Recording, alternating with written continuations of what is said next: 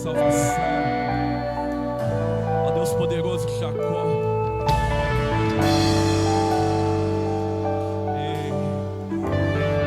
Sim, aonde você está aí, querido, comece a clame por Ele, clame por Ele, clame, clame, clame, clame.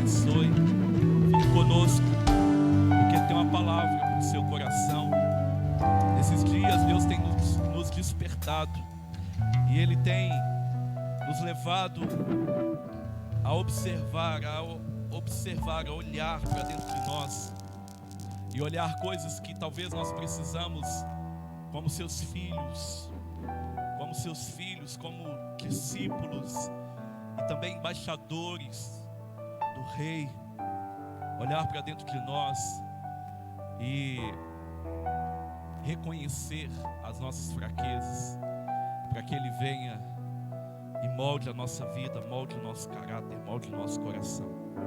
Por isso, nessa noite, quero convidar você, abra sua Bíblia comigo, lá em 2 Reis, no capítulo 4. Deus tem uma palavra ao seu coração, e nós estamos dizendo que o céu não está em crise.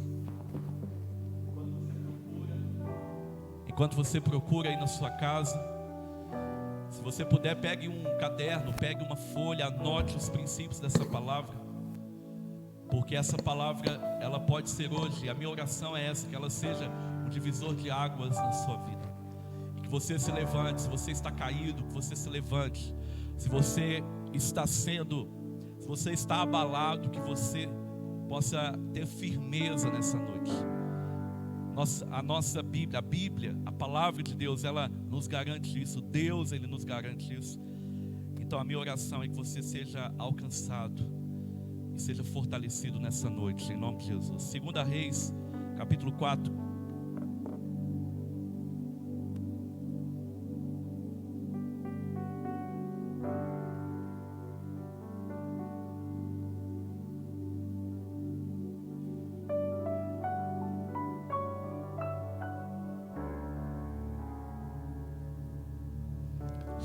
Aleluia. Amém. 2 Reis, querido, capítulo 4, a partir do versículo de número 1, nós vamos ler do versículo 1 até o número 7. E nós queremos convidar você nessa noite para, desde já, abrir o seu coração, porque o Senhor quer falar contigo, amém? 2 Reis, capítulo de número 4, versículo de número 1. Vamos ler a palavra do Senhor, que diz assim: certa mulher, viúva de um dos discípulos dos profetas, clamou a Eliseu dizendo: o meu marido, seu servo, está morto, E o Senhor sabe que esse seu servo temia o Senhor. Mas veio o credor para levar os meus 2 filhos como escravos. Guarda bem essa passagem. Guarda bem essa expressão. Guarda bem esse clamor dessa mulher. Eu quero repetir essa fala dessa mulher. Porque talvez esse mesmo clamor, esse mesmo, quem sabe, desespero, é o que você está passando nesses dias. Ela disse ao profeta Eliseu, ela clamou: o meu marido, seu servo, está morto.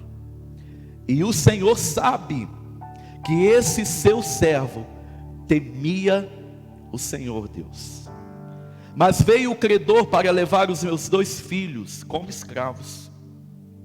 Versículo de número 2. Eliseu, então, ele perguntou à mulher: o que posso fazer por você? Diga-me o que é que você tem em casa. Ela então respondeu: esta sua serva não tem nada em casa, a não ser um jarro de azeite. Então Eliseu disse: peça emprestadas vasilhas a todos os seus vizinhos, vasilhas vazias, muitas vasilhas. Depois entre em casa, feche a porta atrás de você e dos seus filhos, e derrame o azeite em todas aquelas vasilhas. Ponha a parte as que forem ficando cheias. Versículo número 5. A mulher foi embora dali e fechou a porta atrás de si e dos seus filhos. Estes lhe passavam as vasilhas e ela as enchia. Quando todas estavam cheias, ela disse a um dos filhos: traga-me mais uma vasilha. Mas ele respondeu: não há mais vasilha nenhuma. E o azeite parou. Então ela foi e contou ao homem de Deus. E ele disse: vá, venda o azeite e pague a sua dívida, e você e os seus filhos vivam do que sobrar. Senhor, obrigado por essa palavra. Obrigado pela tua palavra. Obrigado porque nós temos um livre acesso às Sagradas Escrituras, Pai. Obrigado, Deus, porque em muitos países há discípulos, ó Pai, que não têm esse acesso. A palavra é controlada, é impedida de ser lida, Deus. Mas nós aqui no Brasil, Pai, nós temos esse acesso à tua palavra. A minha oração é que nós possamos fazer bom uso dessa palavra. Como o apóstolo Paulo escreveu a Timóteo dizendo que o bom obreiro, ele deve manejar bem a palavra do Senhor. Pai, a minha oração é que cada um de nós possamos ter intimidade com essa palavra. Por isso, Deus, nessa noite nós queremos aqui repreender, ó Pai, todo e qualquer levante das trevas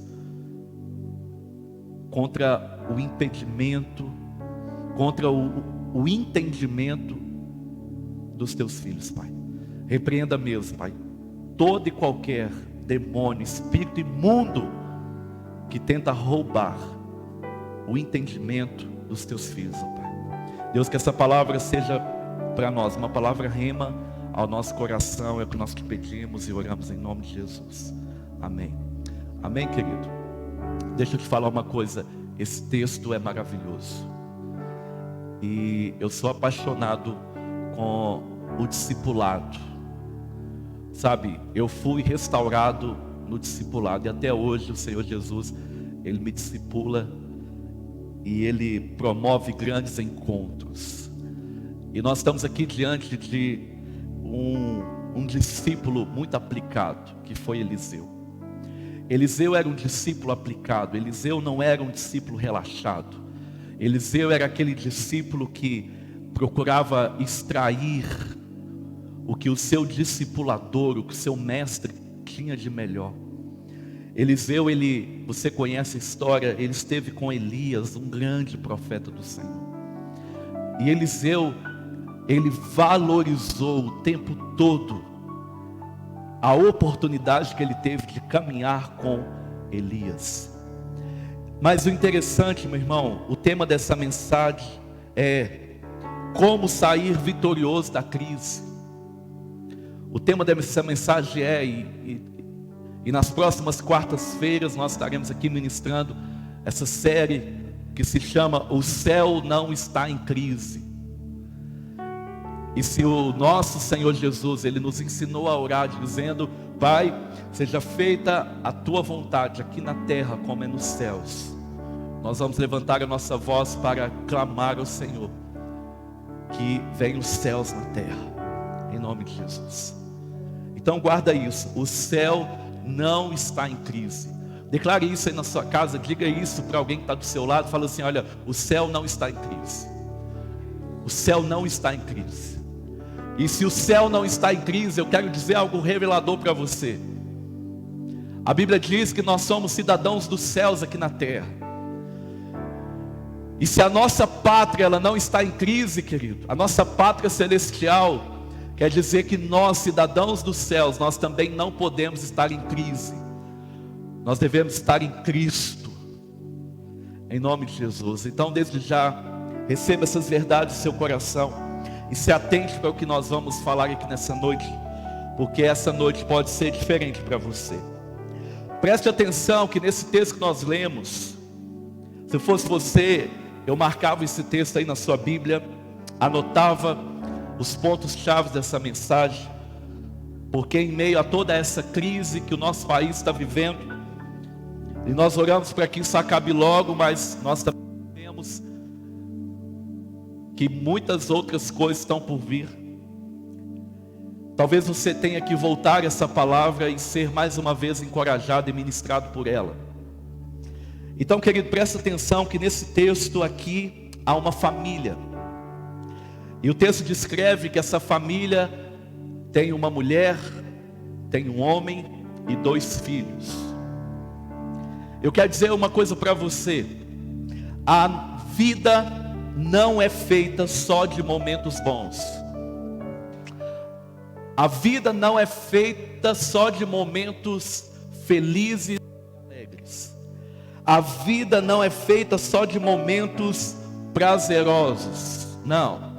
Você precisa saber disso. E embora a gente sempre quer ignorar isso é uma das maiores verdades. É uma verdade dita pelo próprio Jesus.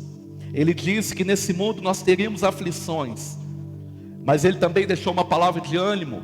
Ele deixou uma palavra de encorajamento, dizendo: mas tem de bom ânimo, porque eu venci o mundo. Então a primeira coisa nessa introdução é: a vida não é feita só de momentos bons. Preste atenção no que está acontecendo com essa mulher. Essa mulher perdeu o seu marido morreu, faleceu. E mais, o marido morreu, e a Bíblia diz que ele também deixou dívidas. Então a situação dessa mulher não era nada favorável. Ela estava vivendo um momento de crise. A crise bateu a porta, a crise chegou. Além de perder o seu marido, o seu amado, ele também deixou dívidas. E talvez você que está nos ouvindo hoje, talvez essa seja a sua realidade. Talvez esse seja o seu cenário. E a Bíblia também diz que o credor estava vindo. A Bíblia diz que um homem veio cobrar a dívida, e que esse homem queria levar os seus filhos. Esse homem queria levar os filhos daquela mulher, querida. Agora pensa o desespero dessa mulher. O seu marido morreu, a dívida ficou para aquela mulher para pagar, e o credor agora vem cobrar a dívida. E aquele credor, ele deseja levar os seus filhos. Naquela época era muito comum essa prática. O credor vinha E se não tivesse dinheiro para pagar a dívida, ele levava o que a família tinha. E se não houvesse algum bem que compensasse aquela dívida, ele levava os filhos, ele levava familiares, ele levava os parentes, levava os filhos sob custódia, levava os filhos para usá-los como escravos. Olha só, você pode imaginar nessa noite o desespero dessa mãe? Você pode imaginar agora o desespero, a crise que se passava naquela casa, naquela família? Esse credor, ele não respeitava nem mesmo o luto.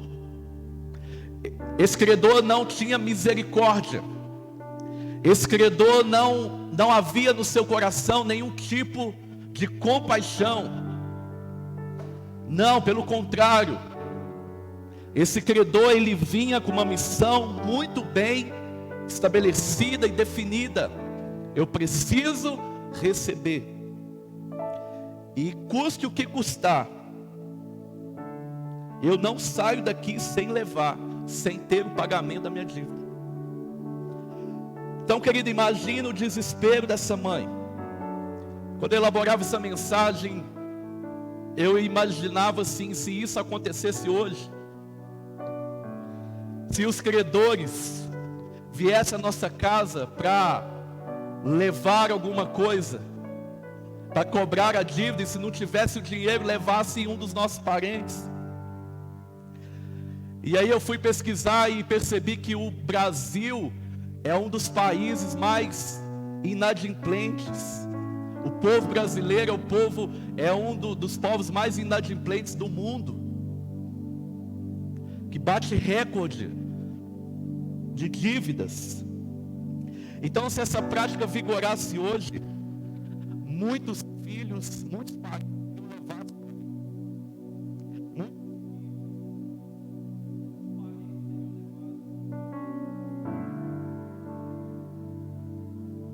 Olha só, você consegue entender esse desespero, irmão? Você consegue entender o desespero dessa mulher? Então fica muito claro aqui uma outra coisa nessa família. Para mim fica muito claro aqui uma outra coisa nessa família. Que aquela família era uma família boa. Era uma família piedosa.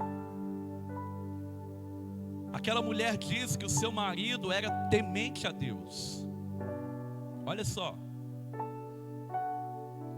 Mas isso não isenta a família da crise bater a porta. Ser piedoso, ser temente a Deus, não isenta, não impede com que a crise nos alcance.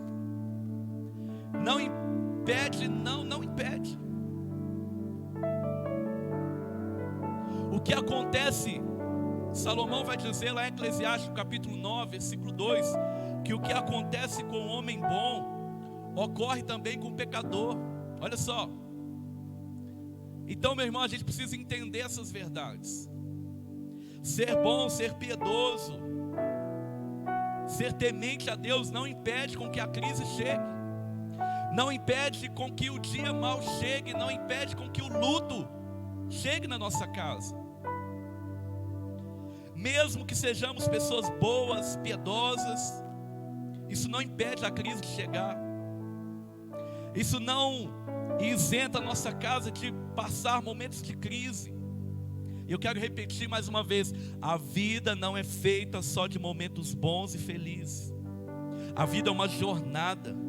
A vida é uma viagem. Nessa viagem enfrentamos sim vendavais. Enfrentamos sim tempos ruins. Enfrentamos sim tempos de dor e aflições. Perdemos alguém, perdemos alguma coisa. A questão aqui é, a pergunta fundamental hoje é: como a gente se comporta quando passamos pela crise? Como é que nós nos comportamos quando passamos pela crise? Quando enfrentamos uma perda? Eu já contei aqui, não é novidade, eu perdi um filho no ano de 2016. E não foi fácil lidar com isso. Eu confesso que a minha oração era: Senhor, por que isso? Eu confesso que a minha pergunta para Deus era: Senhor, qual é o propósito disso? Foi aí então, querido, que eu descobri, demorou alguns anos para descobrir isso, que toda crise, ela tem como propósito, Toninho, nos aproximar de Deus. Uau, aleluia. Toda crise, ela tem como propósito nos aproximar de Deus. Você precisa entender essa verdade. Toda crise, ela tem como propósito nos aproximar mais do propósito de Deus na nossa vida. Agora preste atenção. O problema dessa mulher não era uma perda material. Havia uma dívida para ser paga? Havia. Mas esse não era um dos grandes problemas. Aquela mulher não tinha perdido um carro. Ela não havia perdido uma joia, nem mesmo um relógio ou alguma quantia de dinheiro. Ao contrário do que nós falamos domingo, da dracma perdida, aquela mulher, ela não havia perdido algo de valor monetário. Essa mulher, querida, ela havia perdido o seu marido.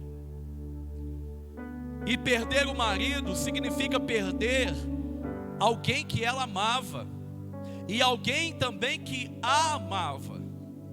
Significa perder o pai dos seus filhos. Significa perder o sacerdote do lar, o provedor da família. Perder o marido significa perder o profeta da casa. Ela perdeu aquele que era o referencial da casa. Ela perdeu o marido que ela tanto amava. Ela perdeu aquele que a amava. E certamente, se ele era um homem de Deus, ele a amava intensamente. A pergunta é: o que fazer? Como se comportar diante de um cenário como esse? Eu entendi aqui, meu querido, que essa mulher, ela nos ensina pelo menos 7 lições. Se você se aprofundar e tiver até mais tempo, você pode aprender muito com essa mulher, com as atitudes dessa mulher. Ela nos ensina pelo menos 7 lições, e é aí que você precisa prestar atenção.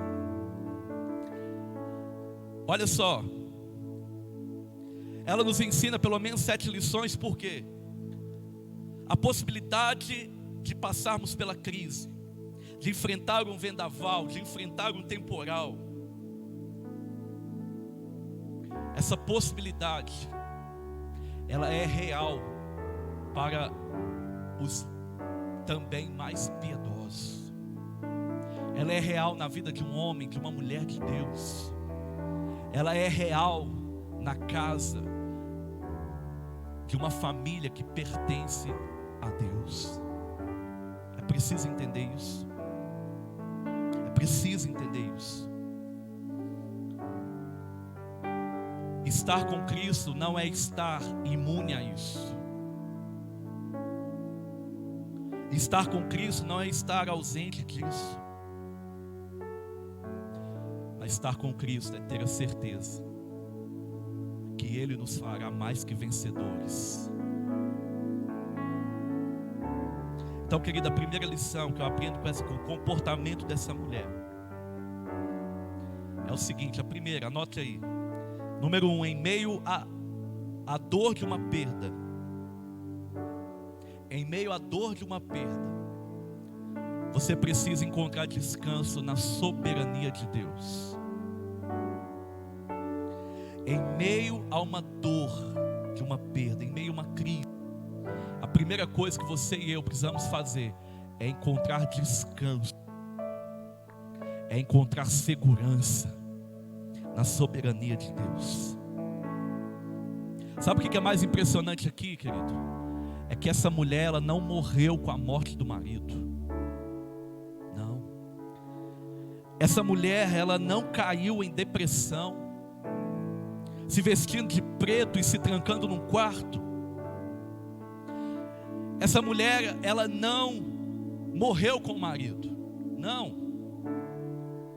Essa mulher, ela nem mesmo murmurou. Essa mulher, ela não se abateu dizendo: eu não aceito, eu não concordo, eu não admito isso. Essas são frases que vira e mexe a gente solta no meio da crise. Porque isso foi acontecer. Mata-me, Deus, me leva, Deus. Não, essa mulher não fez isso. Ela não morreu com seu marido. Não é assim que a gente deve se comportar em meio ao tempo difícil. Olha, querido, o seu marido é importante, sim, mas ele não pode ser o seu Deus. A sua esposa é importante, sim, a minha esposa é muito importante, mas ela não pode ser o meu Deus. Os meus filhos são amados por mim, são importantes, sim, mas eles não são o meu Deus. Aquilo que eu tenho na minha vida, o carro, a casa, o emprego, o dinheiro no banco é importante? Sim, mas eles não podem ser o meu Deus. Todos os membros da família são importantes? Sim, mas nenhum deles é o seu Deus.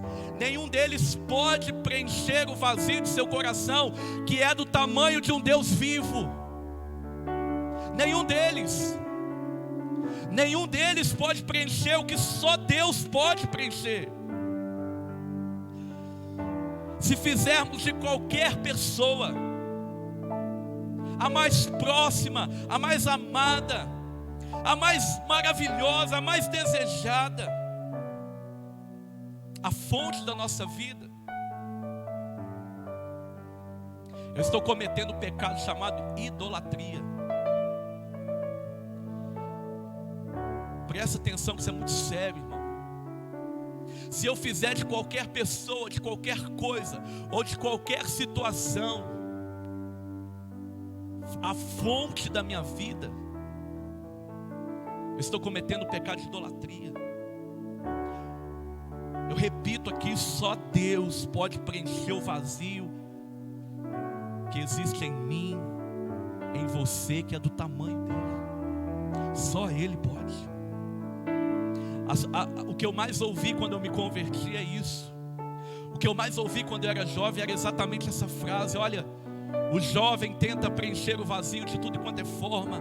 O homem tenta preencher o vazio de tudo quanto é jeito, com relacionamentos. Ele tenta preencher o vazio com conquistas, com realizações, com graduações, formações e conquistas materiais. Mas só Deus, só Jesus Cristo pode preencher o vazio de um coração do homem. O que eu mais ouvi foi isso, mas às vezes a gente não entende. Até a gente se decepcionar com as coisas, até a gente se decepcionar com pessoas, até a gente até realizar algumas coisas e falar: não, mas não é isso que me satisfaz, não é isso que me completa. Até o momento em que a gente se entrega totalmente a Deus e faz dele o nosso único Senhor, e o nosso coração não é mais dividido. É por isso que tem pessoas, querido, que se desesperam quando sofrem uma perda.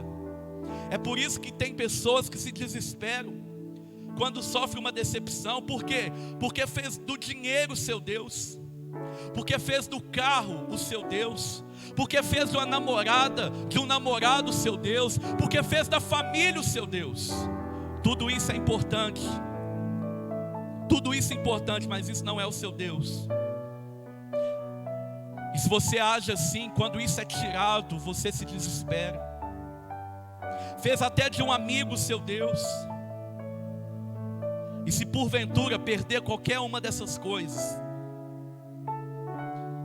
ele cai em depressão, ele cai numa cama e adoece. Essa mulher entendeu. Essa mulher entendeu que o seu marido era importante. Essa mulher, ela entendeu que o seu marido era muito importante, mas ele não era o seu Deus. E apesar do marido ter morrido, ela entendeu que Deus ainda continuava no controle. É por isso que ela foi atrás do milagre. Você consegue compreender isso aqui nessa noite? Então, em meio à crise, encontre descanso, encontre segurança, encontre abrigo na soberania de Deus. Ele é soberano sobre tudo e sobre todos, e Ele sabe exatamente o que está fazendo. Ele está no controle. Viver com essa consciência de que nós servimos a um Deus soberano é viver em paz, é ter saúde emocional. Ei, viver com essa consciência, meu querido, é ter saúde emocional. Viver com essa consciência é ter saúde mental e também espiritual. Aconteça o que acontecer, Deus é Deus e Ele está no controle. Aleluia. Você pode glorificar o Senhor aí na sua casa. Aconteça o que acontecer, Deus é Deus e Ele está e estará para sempre no controle, por todo sempre no controle. Sabe de uma coisa? Essa era a consciência de Jó. Deus me deu, Deus tomou, mas bendito seja o nome do Senhor. Glória a Deus. Então, querido, eu quero te dizer uma coisa aqui: descansa o teu coração na soberania de Deus. Descansa o teu coração, porque Ele está no controle. Diga isso para quem está na sua casa. Diga assim: descansa o teu coração. Brasil, descansa o teu coração, porque Deus está no controle. Aleluia. Ele está no controle. Descansa. A segunda coisa que eu aprendo com essa mulher: como o meu cônjuge, a minha mulher, me define, vai revelar a essência do meu caráter. Uau! Como a minha mulher me define, revela a essência do meu caráter. Olha só que tremendo isso. A segunda coisa é essa: como a minha mulher me define, como o meu cônjuge me define, você mulher, como o seu marido te define, revela a essência do seu caráter. Por que isso? Presta atenção o que o texto diz. O texto diz que a mulher vai até o profeta Eliseu e diz: meu marido, o seu servo, está morto. E você sabe que ele temia o Senhor. Olha só o que ele está dizendo. Olha só o que ela diz: o meu marido, o seu servo. Servo de quem? Servo do profeta Eliseu. Ele está morto. Mas o profeta, deixa eu te falar uma coisa. Você sabe que ele temia ao Senhor Deus. Olha só, olha o testemunho que essa mulher dá.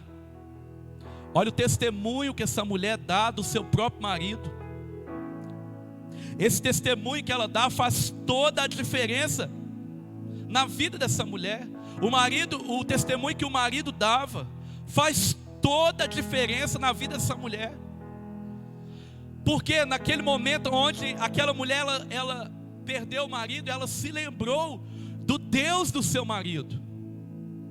E ela se lembrou das pessoas que o seu marido andava. Olha só, presta atenção nisso. Ela se lembrou disso. Então, meu querido, a segunda coisa é essa: como o meu cônjuge me define, revela a essência do meu caráter. Sabe por quê, querido? Porque é na nossa casa, é na nossa família, é dentro do nosso lar que a máscara cai. Ei, filhão, é dentro da sua casa que a sua máscara cai. É na sua casa que você se revela. Olha só, isso é tremendo, querido. Porque se nós estamos afirmando que Deus, Ele nos permitiu um tempo para moldar a nossa vida, nós vamos precisar tirar as máscaras.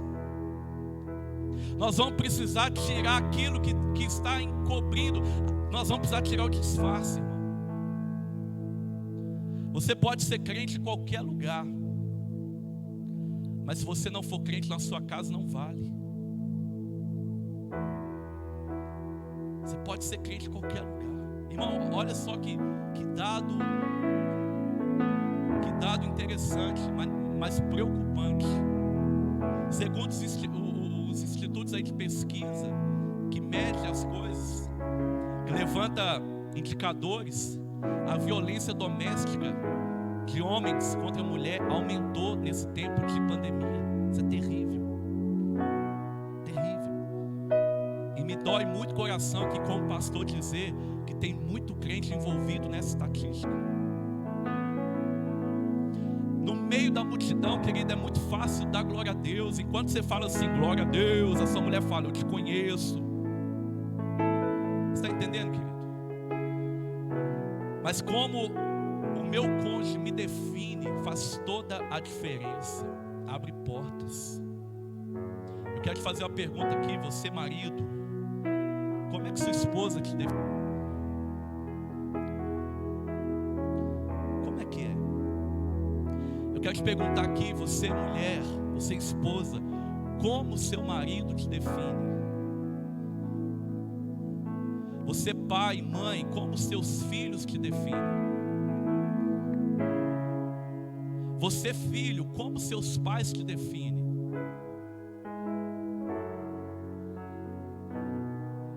Você sabe onde que eu sou aprovado como pastor? Na minha casa. Você sabe onde que eu sou aprovado como discípulo de Jesus? Na minha casa. Sabe onde que eu sou aprovado como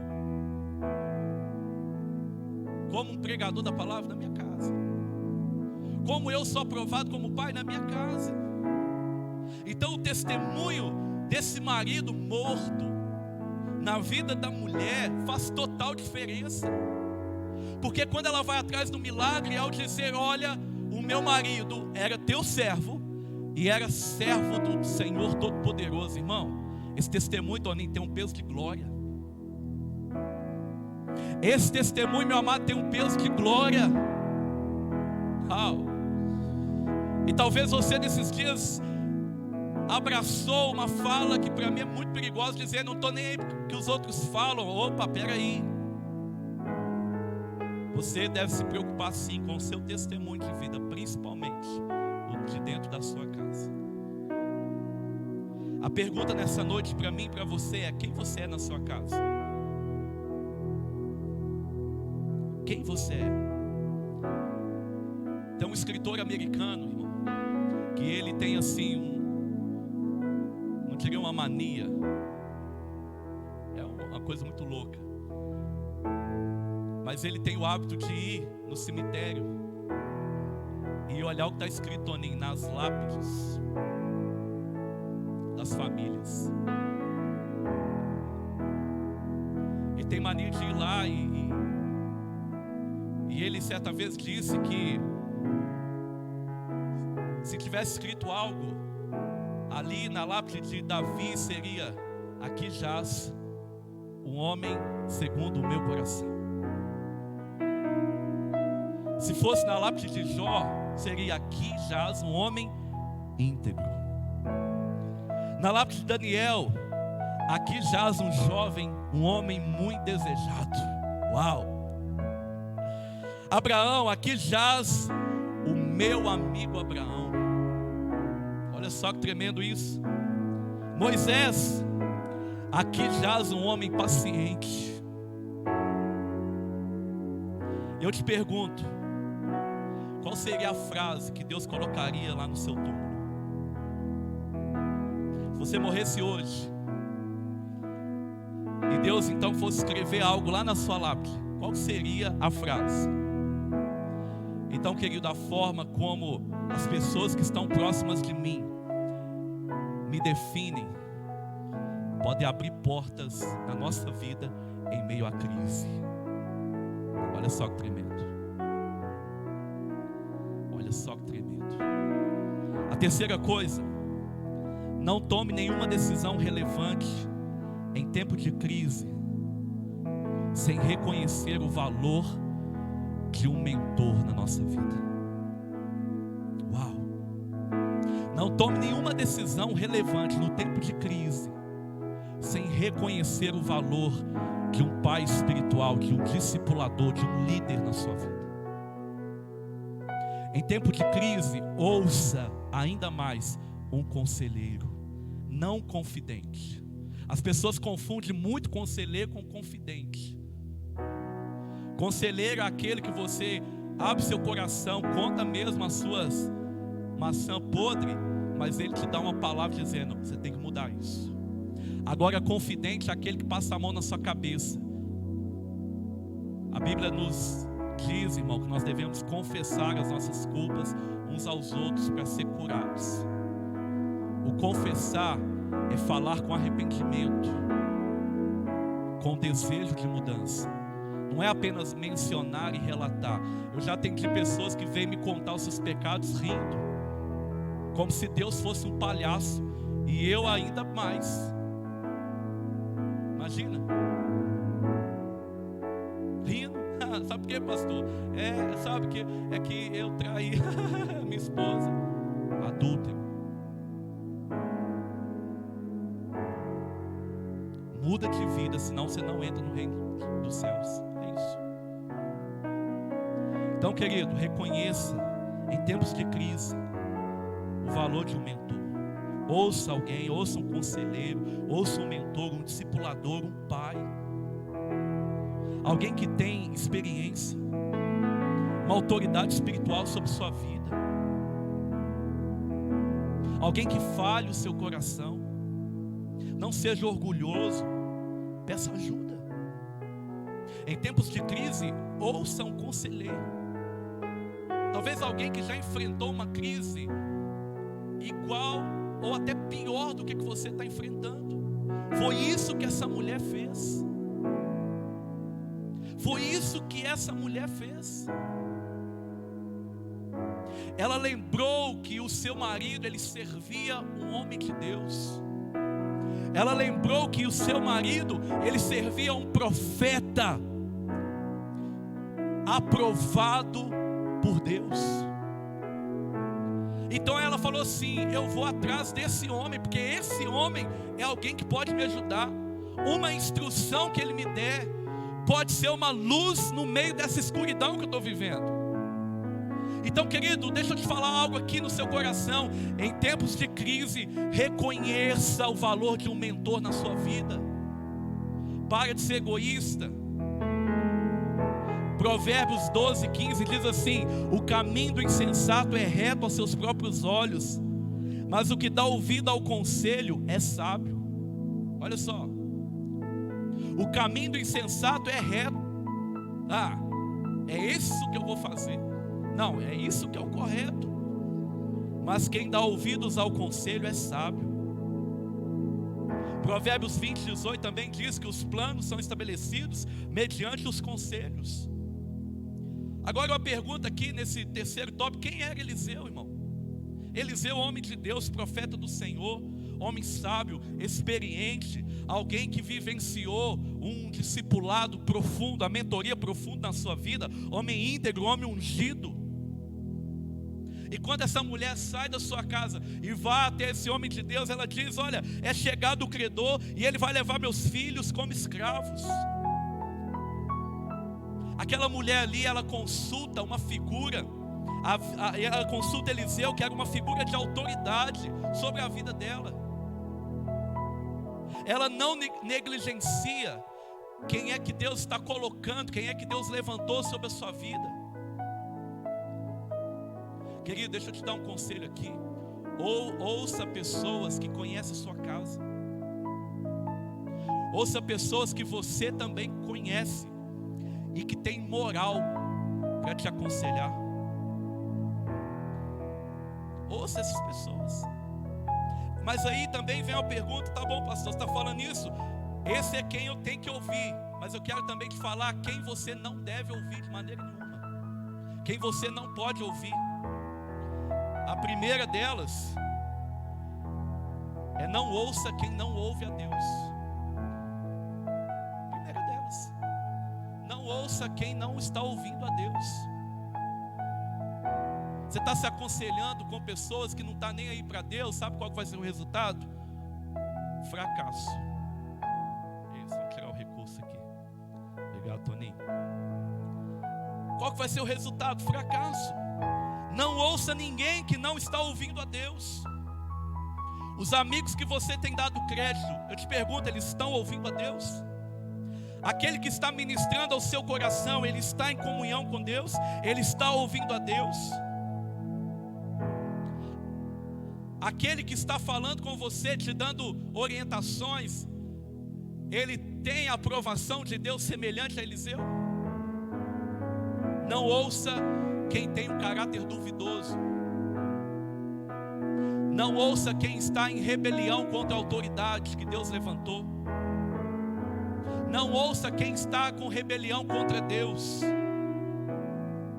Sabe, querido, eu passei um tempo na minha vida que eu dei uma rebelada, né, Toninho? Aquele tempo que ele fala revolts, né? E é interessante que um monte de gente vinha aconselhar comigo. Eu revoltado, dizendo que igreja não prestava, que pastor nenhum prestava, e um monte de gente vinha. E sabe qual foi o resultado, irmão? Se eu não conserto com Deus, eu tinha levado muita gente comigo para o mesmo buraco que eu lá ia. Então presta atenção, não ouça quem não ouve a Deus, não ouça quem não tem comunhão com Deus, não ouça quem não está em comunhão com Deus, não ouça quem está em rebelião contra Deus e contra as autoridades que Ele levanta. Não seja como Eva, que deu ouvidos a uma serpente, serpente essa que era manipulada pelo diabo. Irmão, toda rebelião começa com o diabo. Então não ouça quem está em rebelião. Toda rebelião, ela existiu um começo, e todo esse começo ele partiu ali de uma sementinha do diabo. Como que a gente pode ouvir, pode se aconselhar, pode pedir uma instrução no meio de uma crise que parece sem fim, com alguém que não ouve a Deus?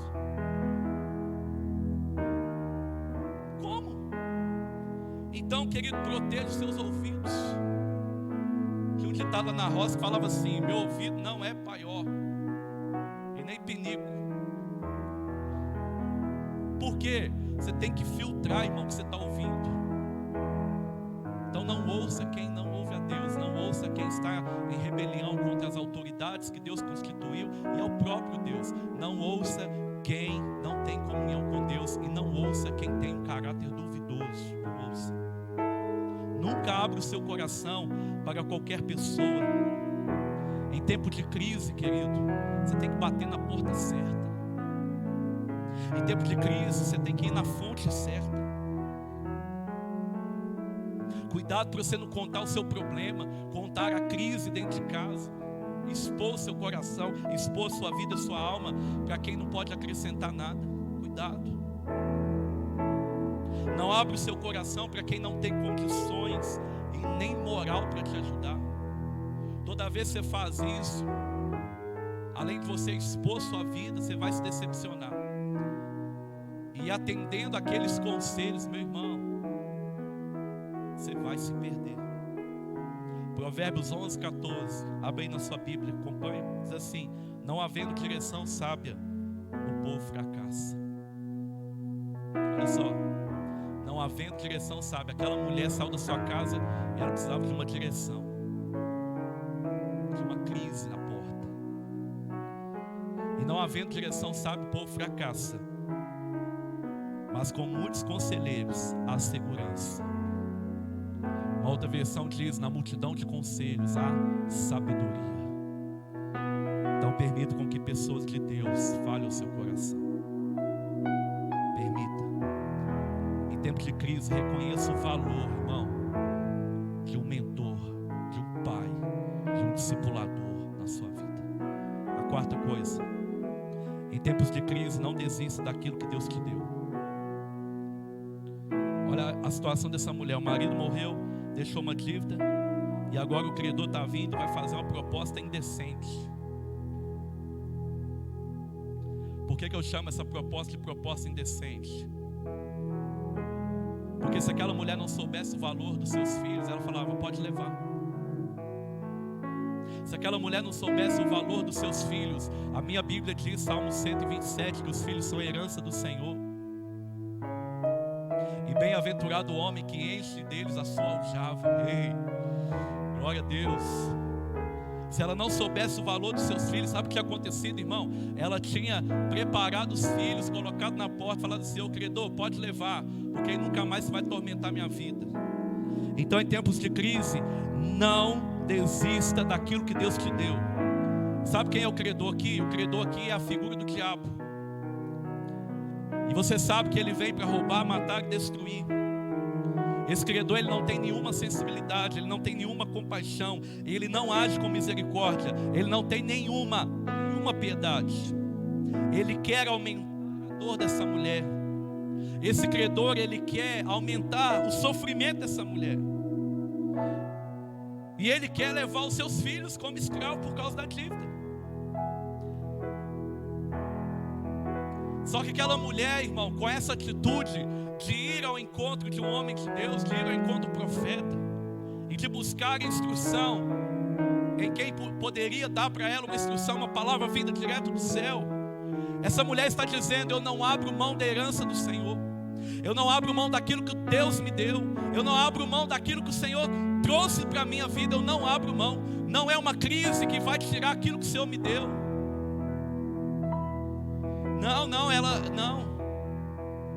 Ela se posicionou. Ela disse: eu vou atrás do milagre. Deixa eu te falar uma coisa aqui: em tempos de crise, é tempo de correr atrás do milagre. Porque as circunstâncias não são nada favoráveis. Em tempo de crise é tempo de viver o milagre, irmão. E milagre você só vive com aquele que é o dom do milagre, em Deus Todo-Poderoso. Quem crer em milagre não desiste daquilo que Deus nos deu. Quem crer no milagre, quem crer no socorro do céu, não desiste daquilo que Deus nos deu.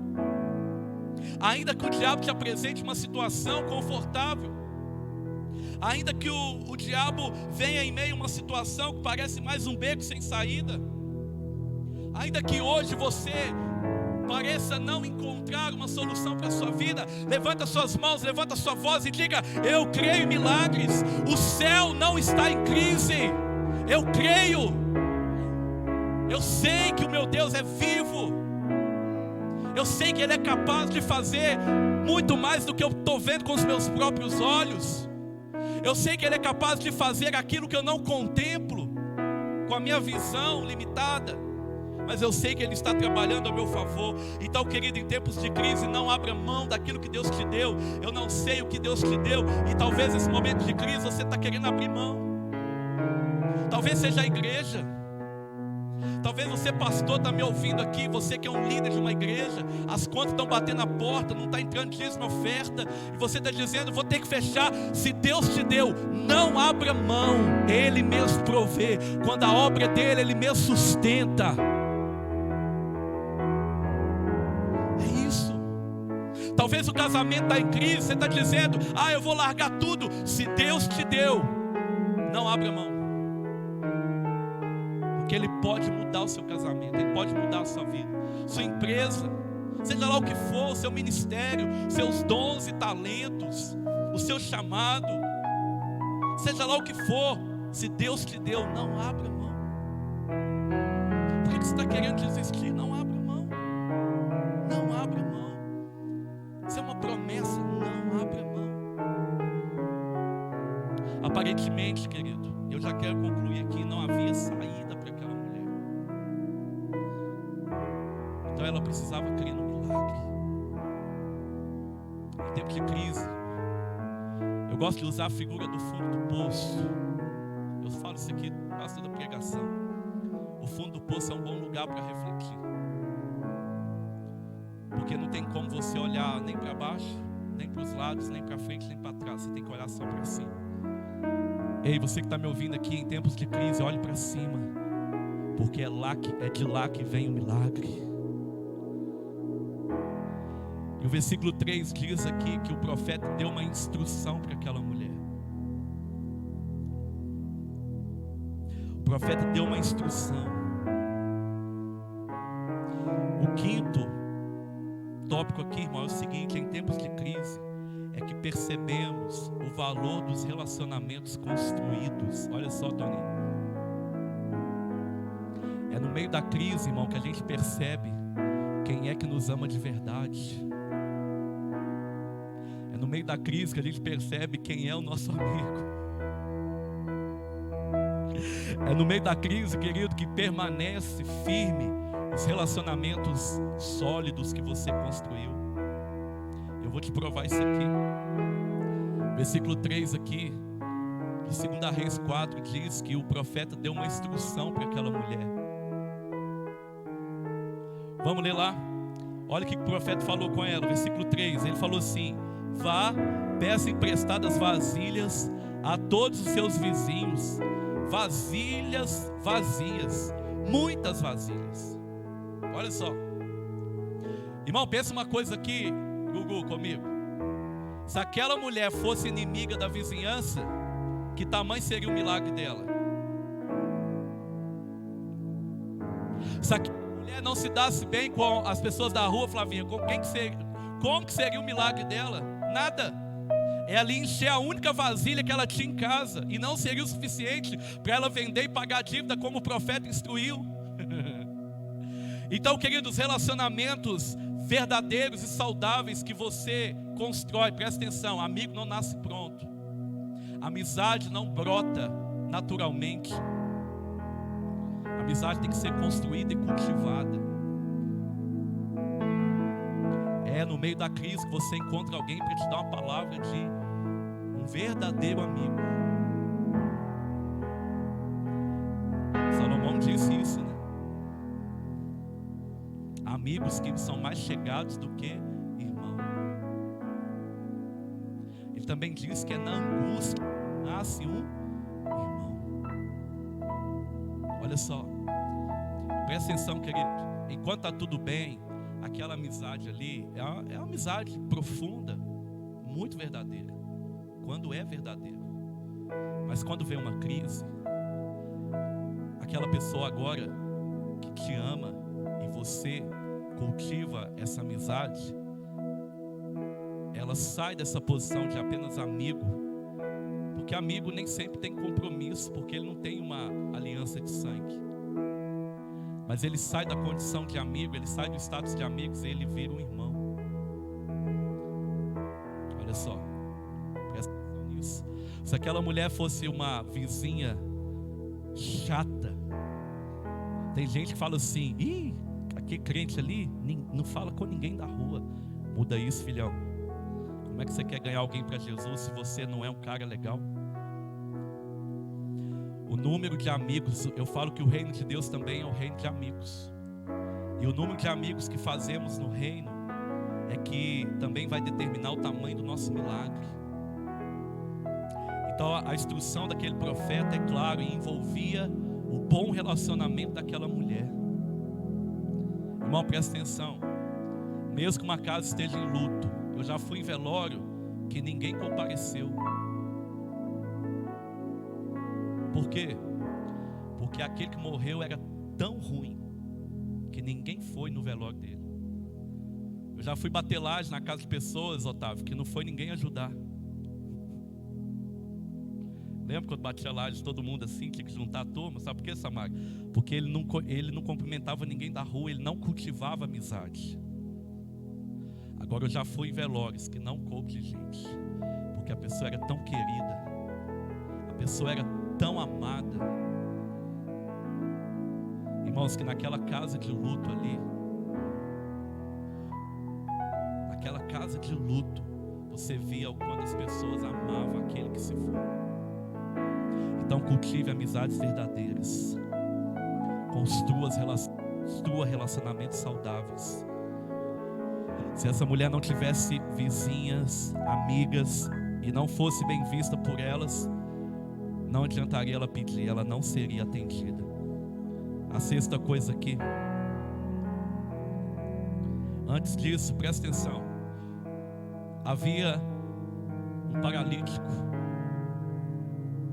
Flavinha, que não tinha condições de entrar numa casa cheia. E quem levou ele até Jesus? 4 amigos. Eu quero te fazer uma pergunta, você que está em casa. Você consegue contar nos seus dedos aí pelo menos 4 amigos? É triste ouvir que tem pessoas que não têm amigos. E presta atenção, irmão. Nós estamos num mundo onde há diferentes tipos de pessoas, em diferentes contextos, situações, classes sociais, crenças, fé. Não é possível você não ter um amigo. Talvez o problema não são as pessoas, talvez o problema é você. E posso falar uma coisa? Na maioria das vezes o problema sou eu. Então tem amigos. Tem amigos. Aqueles 4 amigos, eles abriram assim um buraco no telhado e desceu aquele paralítico. E a Bíblia diz que quando Jesus viu a fé dos amigos, ele curou o paralítico. Deixa eu te falar que em momentos de crise, às vezes você não tem nem fé, às vezes você não tem nem força para orar, mas se você tiver bons amigos, eles vão ter fé e eles vão orar por você. Você pode dizer amém aí? Então cultive amizades. Cultive amizades. A sexta coisa aqui, em tempos de crise, é preciso colocar em prática o que você ouviu.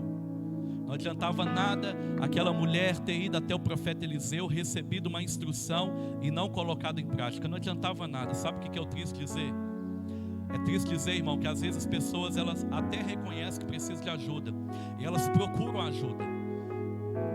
E sabe, o próprio Deus usa pessoas, usa a palavra para dizer assim: filho, olha, abandona isso, tenha essa atitude. Mas só que ela não põe em prática. O nosso amigo Tiago aqui, olha, da Bíblia, ele diz que quem ouve as palavras e não pratica, o que acontece? Engana a si mesmo. E o pior é quando você dá uma instrução para alguém e ele não faz, mas na verdade ele faz o contrário. Tem gente que parece, Toninho, que a gente tem que falar o contrário. Ah, pastor, eu estou querendo sair de casa. Não, sai mesmo. Porque para ver se ele vai lá e fica. É verdade. Irmão, é terrível isso, mas é a verdade que a gente enfrenta por aí nos aconselhamentos da vida. Então, em tempo de crise, filhão, presta atenção. Põe em prática o que você está ouvindo. Põe em prática. Faça a sua parte. O que eu tenho que fazer, Deus não faz. Mas quando está tudo bem feito aqui, irmão, quando está tudo preparado, as vasilhas estão colocadas, você pode ter certeza que o milagre aí acontece. Aí o milagre vem. Aquela mulher, ela fez tudo conforme o profeta a instruiu. E a sétima e última coisa aqui que eu aprendo aqui, depois de aprender e viver o milagre, é preciso permanecer no propósito inicial. Sabe por quê?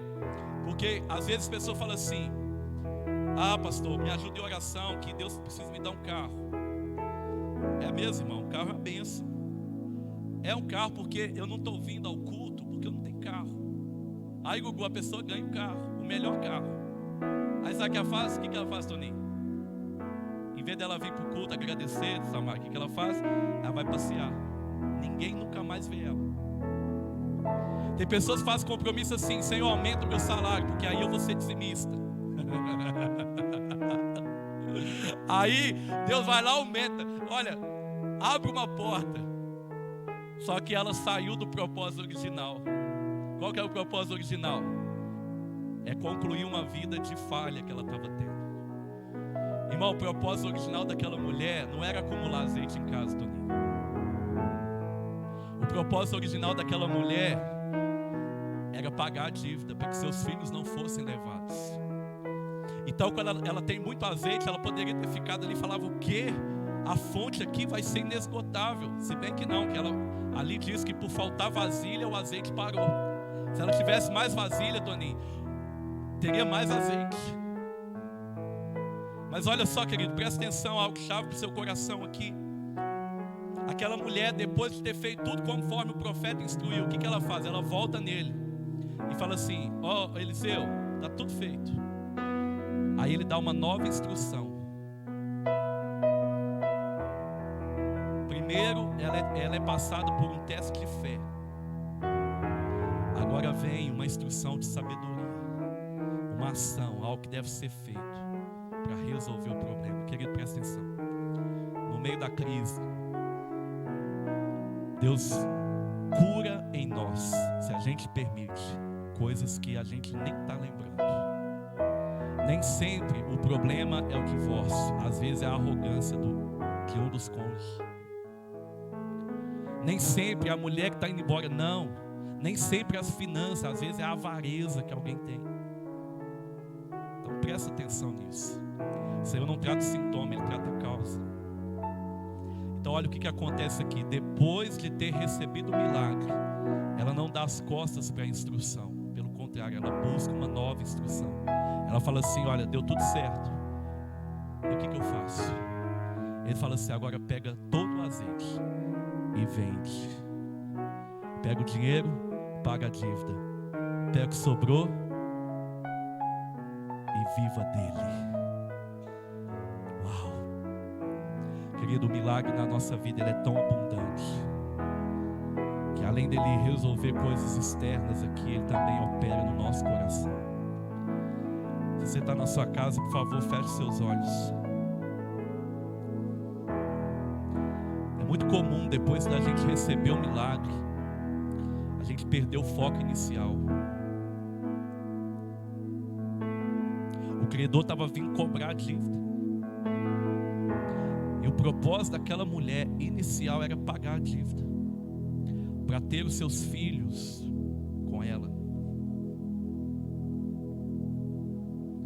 Mas se aquela mulher perde o foco inicial, ela guarda o azeite, os seus filhos são levados, são tomados. E a dívida não é paga. Então seus filhos são levados. Em tempos de crise, querido, presta atenção. Em tempos de crise, confie em Deus. Confie na sua soberania. Permita o Senhor trabalhar o seu testemunho, trabalhar a imagem que estão tendo de você. Não tome nenhuma decisão relevante sem reconhecer o valor de um mentor. Não desista daquilo que Deus te deu. Perceba o valor do relacionamento, dos relacionamentos, das amizades, boas amizades que são cultivadas e construídas. Coloque em prática o que você aprendeu. Coloque em prática o que você ouviu. Faça a sua parte. E não perca o foco, não perca o propósito original. Que Deus te abençoe. Nós vamos cantar uma canção aqui. Deixa Deus ministrar o seu coração. Deixa Deus falar com você.